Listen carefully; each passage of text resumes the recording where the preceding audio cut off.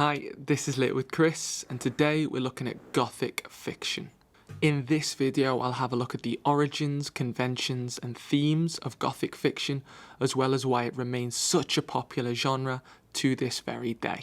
If you find this video useful, want book recommendations, or need to know analysis for books that you might be covering in school, then be sure to subscribe via the link below.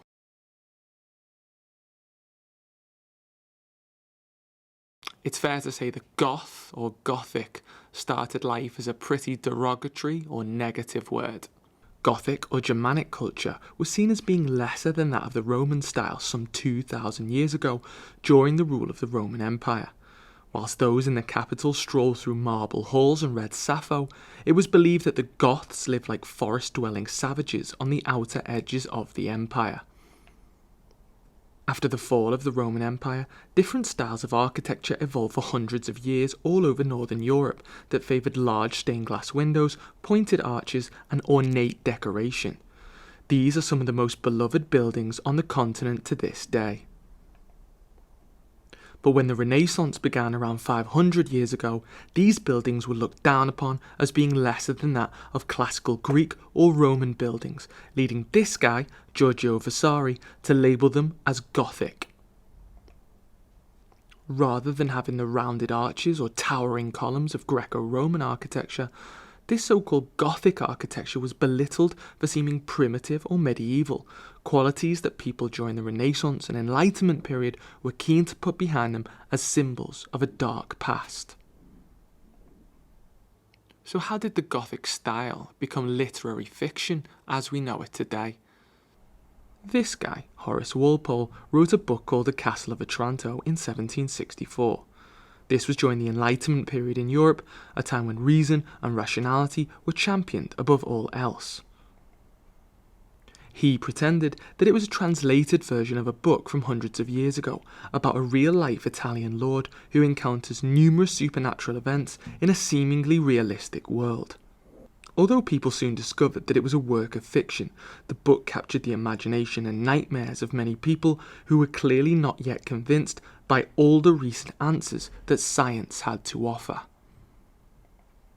Walpole admits in the foreword to later editions of his book that he wanted to combine fantastical literature with that of modern thinking of the time. By doing this, the writer is highlighting the fact that even in an age of reason and discovery and scientific exploration, human beings still have a tendency to fear things that go bump in the night, much as our ancestors would have hundreds and hundreds of years before.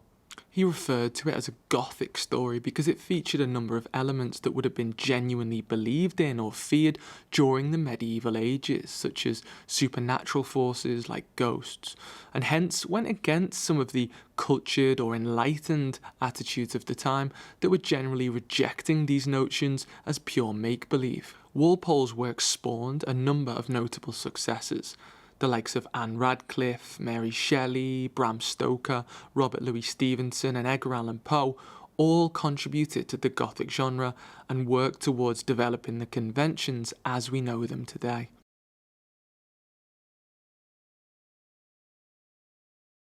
Gothic fiction relies on a combination of aspects to establish its deep sense of dread.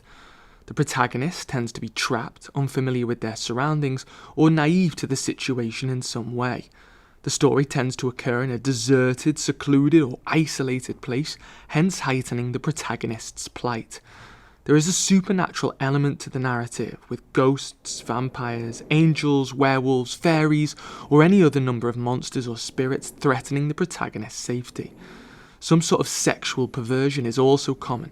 This is relative to the time that the book is made, however.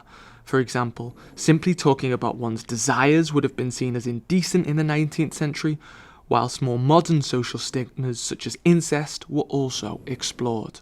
But apart from causing us to stare wide-eyed into the darkness at night, is the Gothic genre anything other than a safe way to scare ourselves?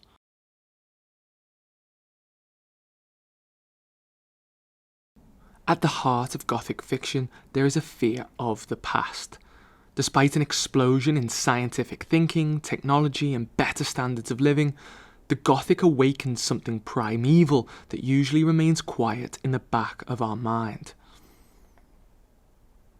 The supernatural fears that supposedly faded with the medieval ages can still surface in modern people when a door unexpectedly closes, a scream is heard on a quiet night, or we see what looks like a face in the corner of our bedroom.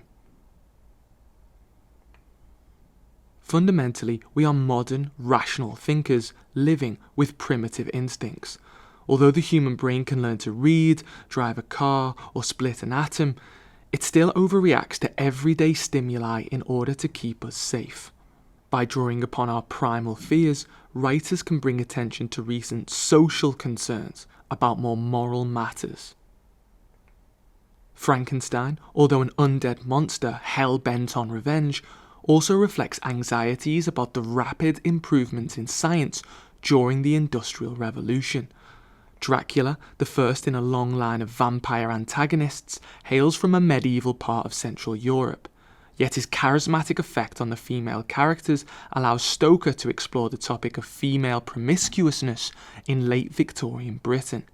Even the Twilight books deal with ideas around virginity, sex, and free will for young people in 21st century America. The Gothic genre has come a long way in 250 years, and you're unlikely to see any books released nowadays which fulfill all of the conventions in the way that Dracula did, for example, although Silvia Moreno Garcia's Mexican Gothic is a recent exception. Instead, writers tend to use Gothic elements sparingly, perhaps to enhance the narrative, mood, or establish some sort of theme in their writing. But whether we're studying a modern book or one taken from the height of Gothic writing in the 19th century, it's clear that the writer is manipulating our deep-seated primal fears about the world around us. Alongside humour or anger, fear is a guaranteed way to keep the reader reading, and a subtle way for writers to introduce their views on the society around them. Mexican Gothic, for example, looks at the lasting influence of a colonial past in Moreno Garcia's home country. That's not a theme or a talking point that Walpole had in mind when writing The Castle of Otranto, but the genre that he started nevertheless allows today's writers to explore ideas and events that truly haunt us. If you found this video useful, need book recommendations, or need to know analysis guides for books that you might cover in class, be sure to like and subscribe via the links below. Don't forget there is a free knowledge organizer in the description below to help with your continued study of the genre. That's all for this time. Thank you very much for watching, and see you again soon.